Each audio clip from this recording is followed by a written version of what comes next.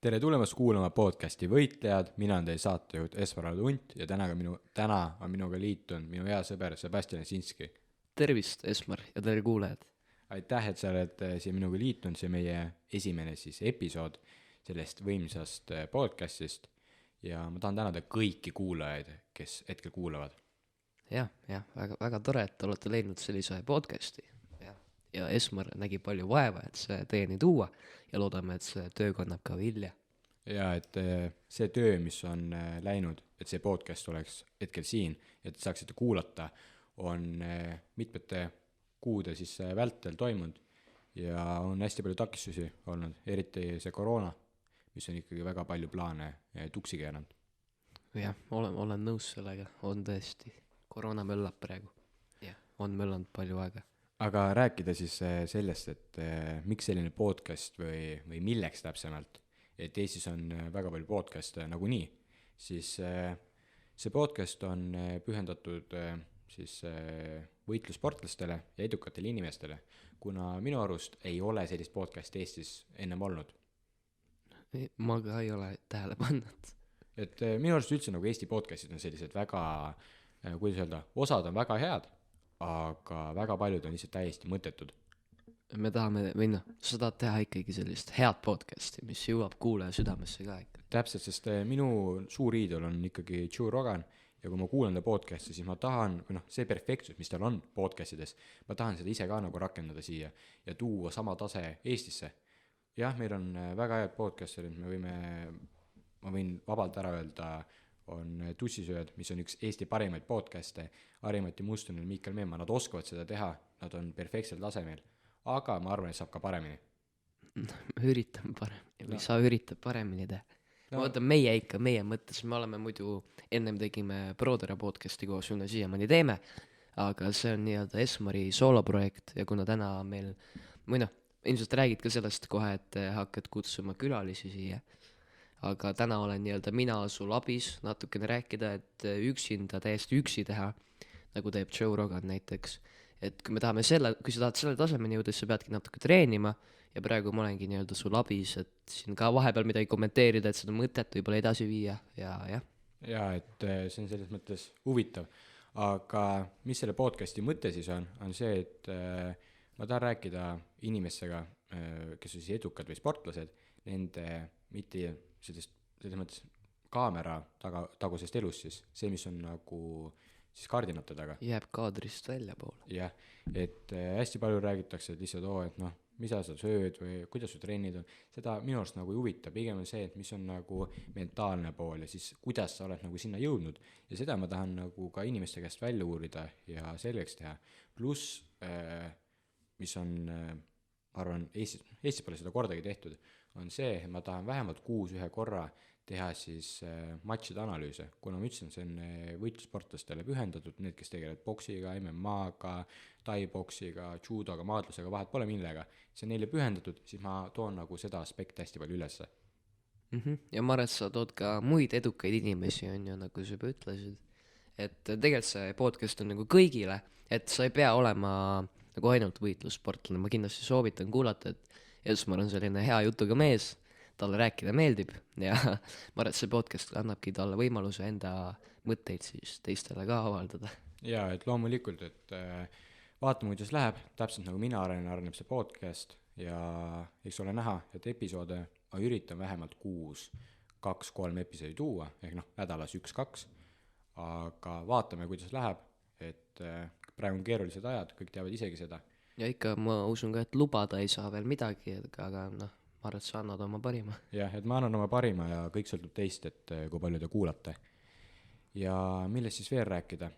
Ma tahaks ühe asja, mis ma rõhutan ära, siin podcastis ma räägin faktipõhistest teemadest. Ma ei hakka nii palju siis sellist oma, kuidas öelda, ma avaldan oma arvamust, aga see arvamus on hästi faktipõhiline. Mis mulle hästi meeldi, on see, et hästi paljud inimesed räägivad, aga neil ei ole fakte taga. Ja minu arust on, täpselt eriti need inimesed, kes on ise hakanud influenceri või siis suunamudi ja tahavad olla mingid kuulsused või midagi. Ja kui sa kuulad, mida ta suust välja ajab, siis see on täielik möga.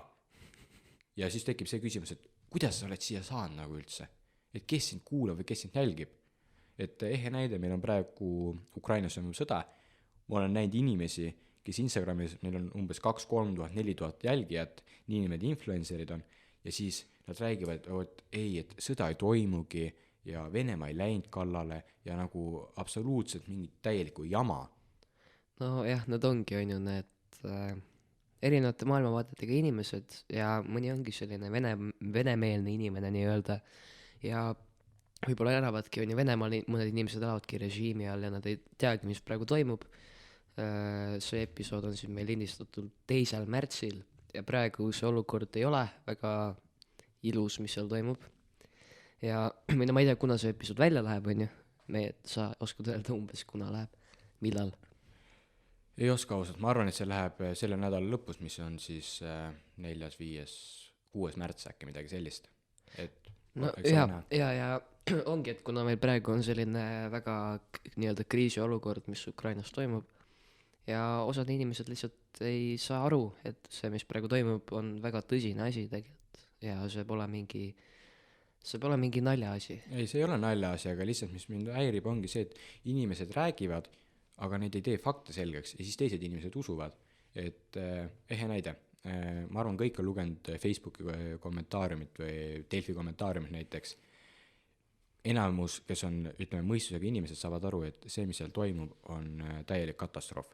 Miks? Sest inimesed räägivad mingit siis oma teooriat, meil ei ole ühtegi fakti taga.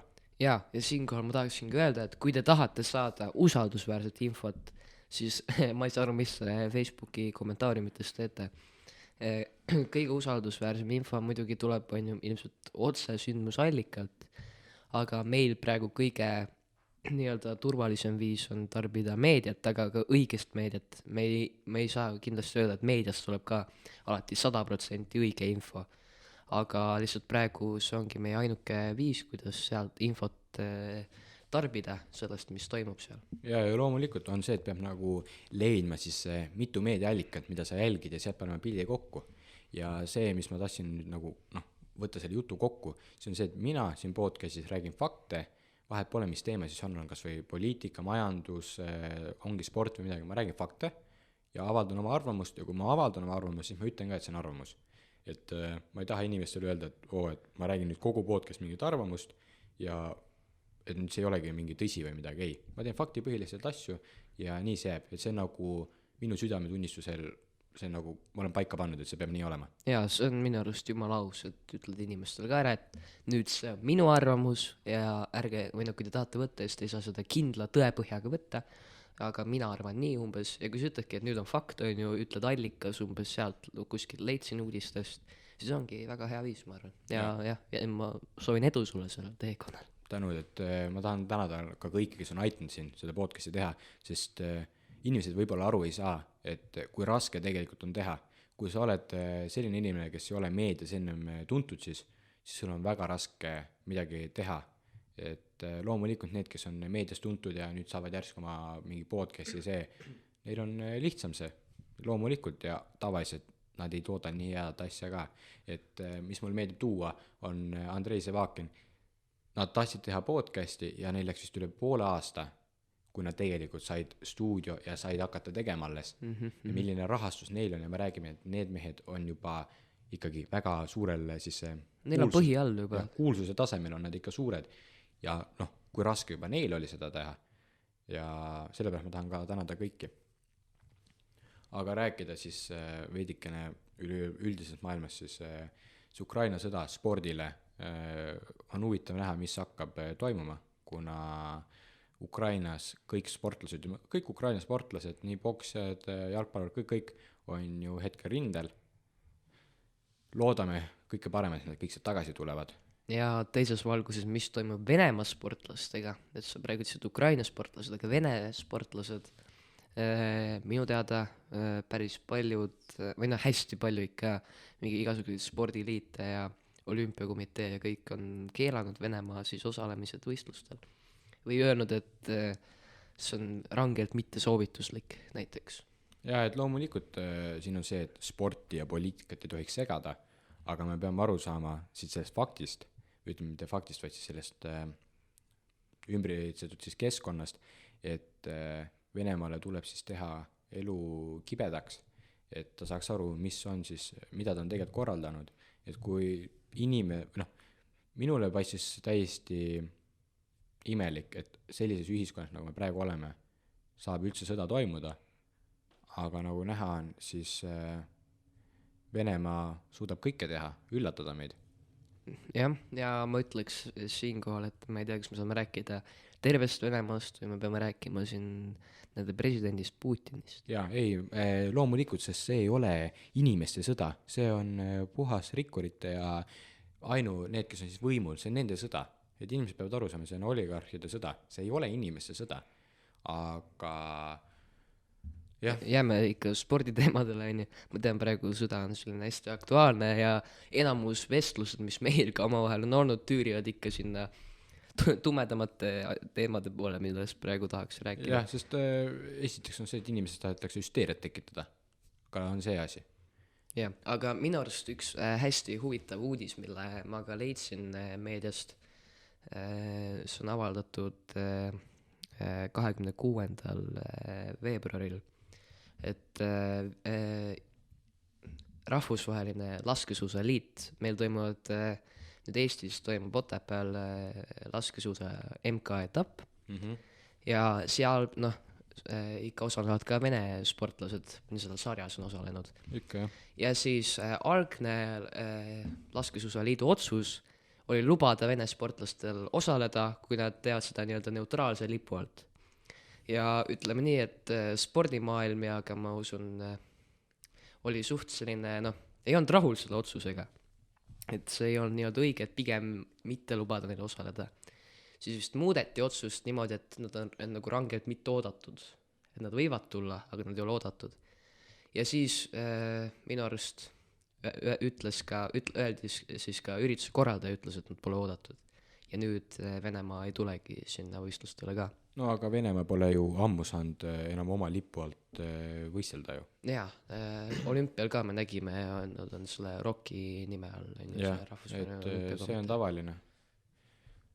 Aga jah, see elu on selline, lihtsalt kurb on näha, et selline asi toimub. Ja veel üks asi tuli mulle meelde, et UEFA, ka siis maailma jalgpalliliit ja FIFA on keelanud Venemaa sportlastel või Vene tiimidel, meeskondadel osalemise meistrite liigast ja ma ei tea, kas ilmselt ka Euroopa ja selle teistest liigadest, et seal nagu ei tohi võistelda, et see on ka keelatud. See on ka loogiline, et kuigi meie podcast on siis, see podcast on jumala vabas vormis, me räägime kõigest siin, et podcasti teemad sõltuvadki sellest, kes siis laua taga istub minul, aga kuna praegu on selline esimene episood, me räägime kõigest, mis siis maailmas hetkel toimub, et aru saada, siis kuidas me räägime ja mis meie arvamus on, siis ma tahtsin öelda seda, et miks Venemaa sportlasi ei lubata.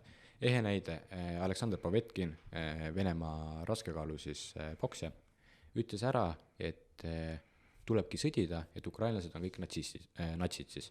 Et neid tulebki tappa ja nii edasi. Nüüd on see, et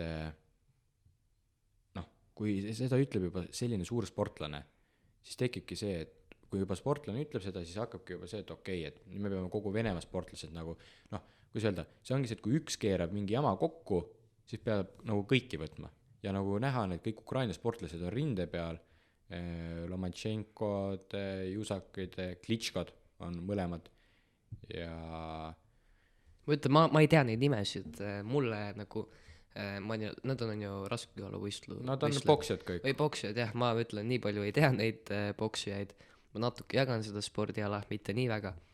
Aga üldse, ja et ma tean, et üks nii-öelda spordiala või sport, autosport siis praegu nii-öelda võib öelda ujub vastuvoolu. FIA siis. FIA siis lubab Venemaa sportlastel võistlemist jätkata enda sarjas.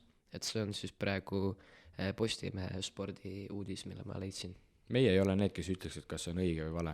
Sest mina ütlen seda, et mulle ei meeldi näha, kui sporti seotakse poliitikaga.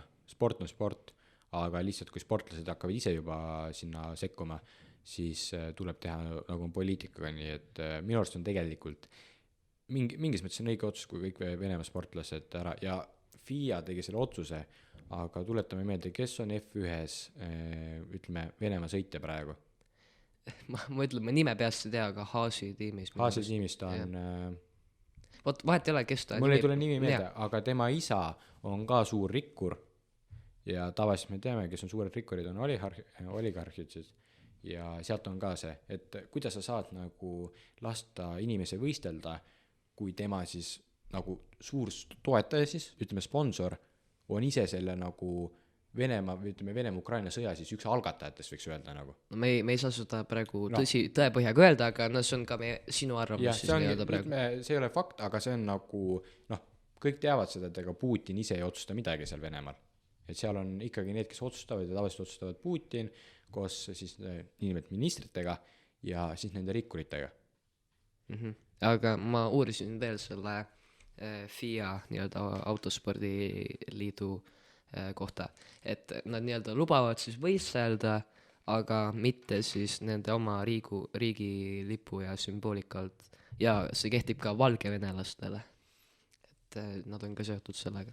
Ja ehe näide, et minu arust tükk aega mina olen autospordis, mina ka F1 natuke jälgin ja WRC, kus sõidab meie WRC sari, kus sõidab meie oma Ott Tänak ja seal üks sõitja Nikolai Gräzin sõidab WRC 2 arvestuses ja eelmine nädalavahetus toimus siis Rootsi ralli etapp ja seal ka lubati võistelda ja sealsed nii-öelda võistluse kommenteerijad Kalev Kruus eesotsas, minu arust tema ka mainis mingi paar korda, et tema ei peaks siin võistlema, Gräzin siis. No asi on selles, et Gräzin oli seal ju praktiliselt ennem, kui see suur sõjategevus hakkas ja noh, mis seal teha, sealt ei saa ju poole võistluse pealt on imelik kedagi välja saata. Ja ma mõtlesin ka nagu seda. Ja sealt ei ole nagu midagi teha, et minu arust oli see kohatu nagu märkus või selles mõttes. Aga kõige mulle meeldib see, et nüüd kui sõda tuli, siis on koroona kõik maha vaikitud. Ja minu selles suhtes muidugi, minu arust mingid numbrid ikka avaldatakse meedias. Avaldatakse ikka. Aga see on nagu loogiline, et tahaplaanil on jäänud see kõik numbrid ja asjad. Ja, aga see lihtsalt näitab seda tegelikkuses, mis see koroona siis tegelikult on. Ta ei ole ju mingi suur haigus. Meie oleme läbi põdenud mõlemad selle just hiljuti. Just hiljuti põdesime koos samal ajal läbi. Ja ütleme ausalt, noortele ei tee see koroona mitte midagi hullu. No ta oleneb kindlasti inimesest ja immuunsüsteemist. Aga ja meil nagu oli selline tavaline haigus on ja muidugi sul on ju mingi nohu ja köha ja aga ta ei olnud midagi sellist hullu, et see on tavaline haigus. Aga ma tahtsin siinkohal öelda ka, et kindlasti väga tore oli näha nädalavahetusel toimus siis Vabaduse väljakul see Ukraina nii-öelda, või meeleavaldus siis on ju. Ukraina toetuseks on ju. Ja seal oli ka 30 000 inimest umbes, et see ei ole täpne arv. Aga ma ütlen niimoodi, ma vaatasin teleülekannet siis ja ma väga ei näinud, et keegi maski oleks kandnud. Välistingimustes ka, aga ikkagi nii-öelda koomiline, et nii-öelda sellises sõjaolukorras on koroona nii-öelda nii palju tahaplaanile ikka jäänud. Ei no ja kui me hakkame vaatama seda, kui palju on koroona siis asju ära rikkunud, me räägime näiteks kas spordimaailmas hästi palju, aga üle kõik majandused, kõik ja siis on järsku tuleb sõda ja siis koroona nagu eksisteerigi, see näitab seda nagu suhtumist või olekut, tegelikkuses on lihtsalt, oli vaja mingit probleemi leida siis ühiskonda, et tekitada, et ütleme siis majandust nagu hävitada, sest kokkuvõttes me oleme näinud, et see koroona ei ole nii tappev enam, ta on nagu tavaline gripiviirus, et milleks seda nagu üles õhutada. Ma ütlen, et see ka oleneb inimesest. Loomulikult. Me ei saa seda öelda jälle faktipõhjaga, et see on jällegi arvamus. Jaa, aga täpselt on see, et kui me vaatame siis need, kes grippi põevad, täpselt samamoodi inimesed surevad. Ja eriti siis vanemas eas inimesed, eks ju. Et mis ma tahan öelda on see, et see paisutati liialt üle, sellega tehti nii palju liiga ja inimesed sellest ise, tavainimesed saavad aru, aga need, kes meile riiki juhivad ja üleüldises maailmas, nad ei saa sellest aru. Või ma arvan, et minu arvamus siinkohal on see, et see ongi, et see haigus on tegelikult koroonaviirus tegelikult ikka suht algfaasis ja me ei tea nii palju selle kohta. Ja ma arvan, et see oligi nii-öelda kõige halvema ennetamiseks tehtigi nii palju piiranguid ja üritati mingi suurüritusi vältida, sest me ei tea, kuhu see võib välja viia veel. Aga ma arvangi, et nagu see oli lihtsalt ennetus suur ennetus. ei, alguses oli ta loomulikult suur ennetus, aga nüüd me juba teame selle viiruse kohta ju päris palju, sellega sa nõustud, ma tean. Jah. noh, et see ongi see, et noh, ma ei mõista seda lihtsalt, et nagu, mis mind ajab nagu vihale, on see, et kuulake inimesi, eks ju, tehke nagu, noh, kuulake spetsialiste, aga ei, ikka tehakse omad moodi, aga miks need suured numbrid läksid, oli see, et spetsialiste jälle ei kuulatud, tehti jälle mingid mõttetud asjad ja jälle läks ülesse. Et see on kurb, et see on lihtsalt kurb, et siin pole midagi teha, et inimestel ei ole piisavalt mõistust. Aga jah, see on lihtsalt kurb. Mul ei ole sõnu, noh. No jah, enam-vähem. Aga kuhu me tahame nüüd edasi liikuda selle teema lõppedes? Ma tahan edasi liikuda selle teema, see, nagu anda sellise väikse mõttetera on see, et inimesed, kasutage oma pead ja mõelge ise. Analüüsi kõik läbi, vaadake, mida te kuulate, mis meedia. Alati mõelge kahelt poolt, mõelge alati siis, kuidas öelda, oma vaatest, aga vaadake siis selle teise osapoole vaatest. Mõelge alati läbi, kalkuleerige ja te saate aru, mis tegelikkuses toimub. Ja ma soovitan, et kontrollige ka allikaid, kus te infot talletate, kas see on usaldusväärne allikas. Jaa, täpselt, et see on hästi oluline. Aga liikuda siis edasi natukene.